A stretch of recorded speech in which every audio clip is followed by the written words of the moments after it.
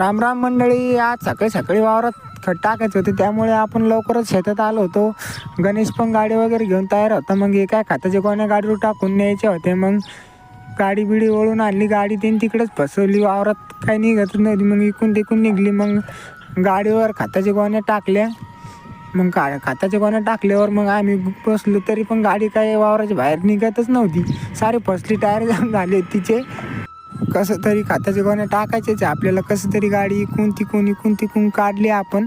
आणि गाडी एकदा दोनदा बंद पडली, तरी पण मग आपण बाहेर काढली. मग काय खताच्या गोण्या वगैरे घेऊन चाललोय गाडीवर, बघू शकता तुम्ही. मग काय खताच्या गोण्या टाकल्या. खताच्या गोण्या टाकल्यावर मग काय निवांत झाडाखाली येऊन बसलो, गणेशची वाट बघत. मी गणेश मग फोन आणायला गेला होता.